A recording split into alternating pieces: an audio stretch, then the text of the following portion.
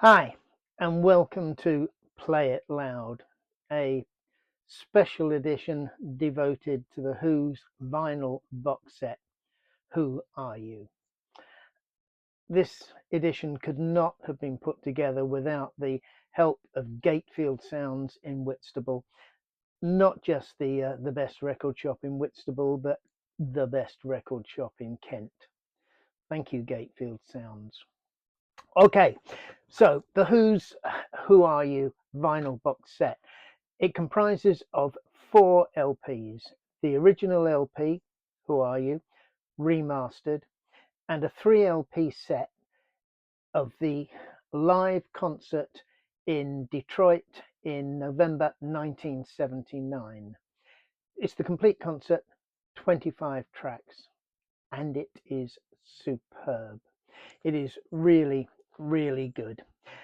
I think the original album requires a little bit of re-evaluation. It's probably not the best top 5 album in most Who fans. It's not Tommy. It's not Quadrophenia. It's not a quick one. The Who sold millions of this in the USA, but I think in the UK and in large parts of Europe, it didn't do as well as perhaps the Who had hoped. Fabulous single, but didn't have the. It's not Who's Next either, but it does require a re-evaluation. So please give it your listen. Having said that, this box set is about the live triple album live concert. You don't get many Who 70s live concerts. There's one or two. I think there's a recent one from 1971. But if you want live concerts from the Who, you're going to have to go a lot later. This century, I think they've released far more than they did probably in the previous 30 or 40 years. And I think that's a great shame. The Rolling Stones, they have released umpteen live albums. You can probably get a Stones live album every 2 or 3 years of their career since the 60s. The Who, they were in their pomp and circumstance in the 70s. They were really on fire. And yet, access to this period is limited. Well, now it's not. Now they've put out something special.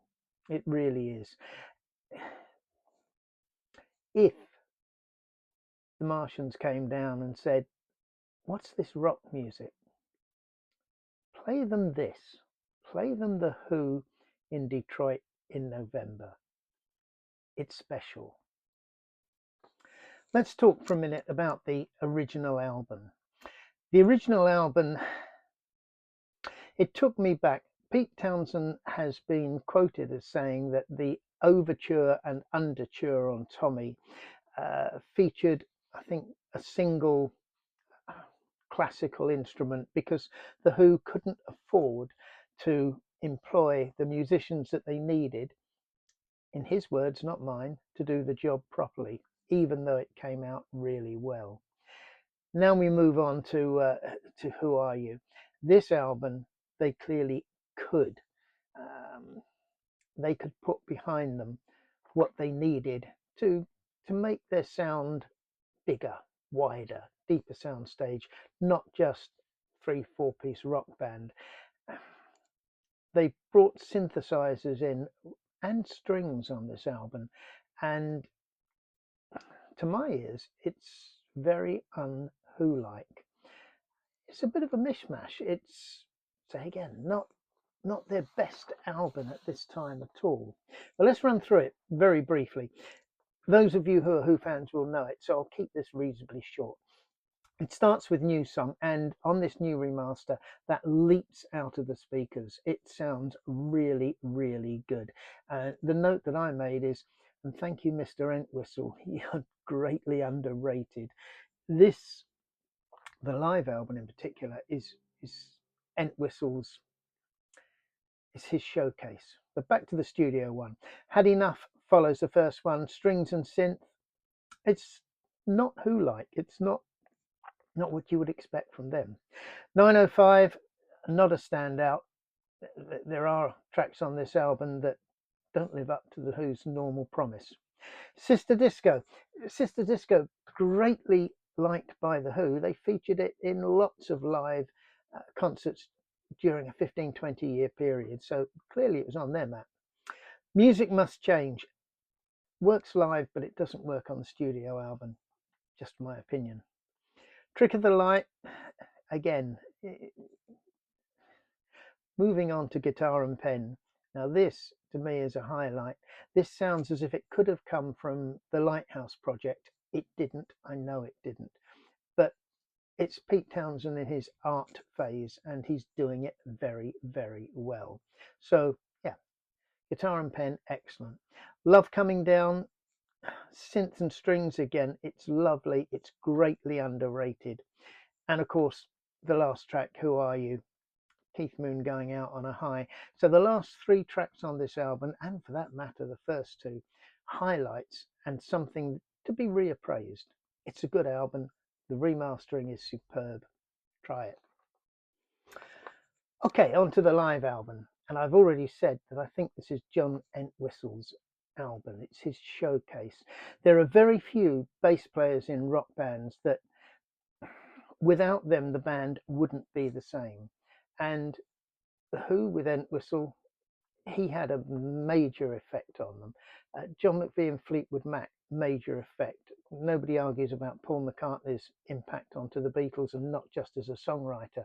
And I'd throw in Phil Lesh from Grateful Dead.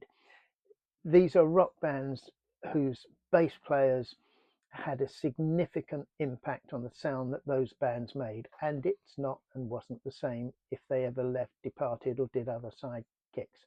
So John Entwistle, thank you for this. I think this live album should have your name on it. To my surprise, the album, the box set, is the last Keith Moon recording before he sadly died.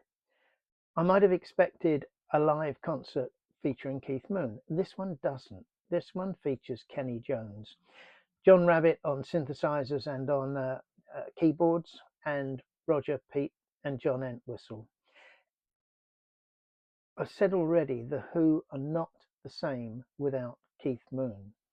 They're a damn fine rock band, but there are certain drummers, Keith Moon, Ginger Baker come to mind, you can't replicate. Nobody did it like them. So what's the live concert got, and does it miss Keith?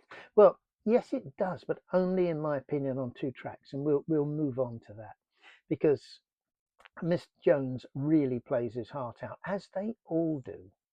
You can tell when a band are on fire. You can tell when they're not going through the numbers but really enjoying themselves, and this concert really stands up.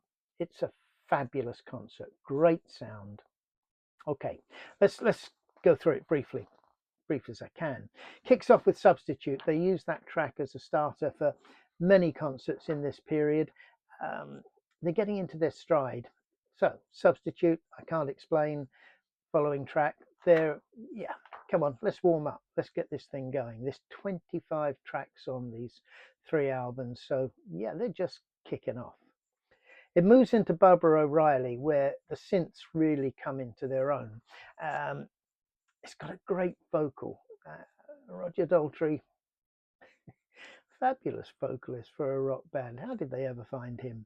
Okay, The Punk and the Godfather is next. It's one of the first new tracks off of the album, and it's okay.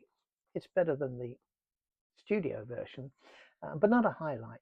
Having said that, it moves straight into Boris the Spider, and Boris the Spider is a highlight. Boris, you wouldn't believe it. If you know the track, you're thinking, what's he on about? It's a John Entwistle track. It's very old. It comes off a quick one. No, you have to hear the live version of Boris the Spider on this album. It is superb. It goes on to Behind Blue Eyes. Roger Daltrey again, showcased. Music Must Change. Well, there are two tracks on the Who Are You that I never really warmed to, and I mentioned it earlier on, and this is one of them. But there's a wonderful instrumental break in this live version. It really brings them together. Sounds as if there's a horn section. It's not, it's synthesizers, and I think I can hear a harmonica in there as well. It's a great track. It's really, really good. Drowned. Okay, the energy of youth. This is, I've said before, this is the Who in their pomp, and this really sounds like it. They move into the title track, Who Are You? I'm not going to say anything more about that. You know it. It's brilliant live. They've done it lots of times. They do it very well here. 5:15, superb. Nothing more to say. Synth sad colour, it drives it along. Pinball Wizard. Now, I mentioned earlier on there are two tracks that I think miss Keith Moon. This is the first of them. Pinball Wizard live without Keith doesn't sound the same, and yet the energy that goes into it is fabulous. But no, this one misses Keith. Lovely recording, well put together. It's Pinball Wizard. See Me Feel Me. If there is one thing about this album that stands out when you go through the track listing, the Who have moved on from Quadrophenia and Tommy. For 5-6 years, that was all they could play live. People wanted to hear it. They needed most of Tommy. They wanted to hear the Who doing their greatest hits, Quadrophenia and Tommy. Not now. The Who have moved on. The Who have got a vast repertoire of great music, and they can pick and choose what they want to play. This obviously comes from Tommy. They've done it a lot. They do it really well. I imagine that for them, it could be going through just playing by numbers. Doesn't sound like it. It sounds like they're really enjoying themselves. Long Live Rock. They're having a ball. I've just said that. That goes into My Generation, and the energy in My Generation is up there with the original single. Come on, that's 15 years earlier. They were, in our terms now, young at the time, but not that young. But the energy that goes into My Generation is superb. I Can See for Miles. I'll simply say it's my favourite Who single. I love it. It's great here. It's great all the time.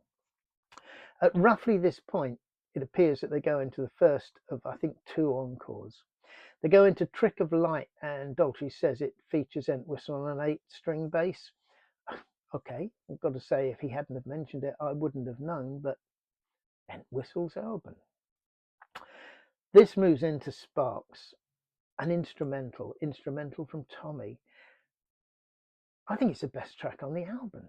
It's absolutely superb. Brilliant playing, timing's fantastic, recording's wonderful. I can't get over it. I've been back to it several times. It's a wonderful track.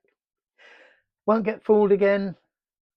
Pete stretches out. He's getting towards the end, enjoying himself. Sorry to repeat it, but it is obvious that they're really on form. Take a Fool Like You and A Bit of a Jam. They're playing with each other now, and to a certain extent giving Roger a break, because very shortly his voice appears. He's getting breathless. Magic Bus is the second and only one of 2 tracks that misses Keith. I'm sorry. Magic Bus was a Keith track. Might not have written it, but he knew how to get the best out of it. Not sure anybody else does. It's good. It's nice. It's Magic Bus. It's the only track on the album I think there is a better version of. Summertime Blues, up there with Live at Leeds, just brilliant. And then Dancing in the Street. And Dancing in the Street was recorded by the Who umpteen times in the 70s and 80s. They put it on the BBC album. They used it often when they were doing live concerts. The Who doing Dancing in the Street, there's not many versions you can get hold of. It's wonderful. It's the Who. It's Dancing in the Street. What more do you need to know? It's wonderful. And the last track, The Real Me, it's coming down. It's breathing out. It's okay, we're done now. I think Dancing in the Street really is the big end. The Real Me, it's good. Nice vocals, lovely. They're breathing out. they've reached the end. But my God, what a concert. This is a fabulous, fabulous concert. And in closing, I'd like again, please, to thank Gatefield Sounds. It's been a privilege.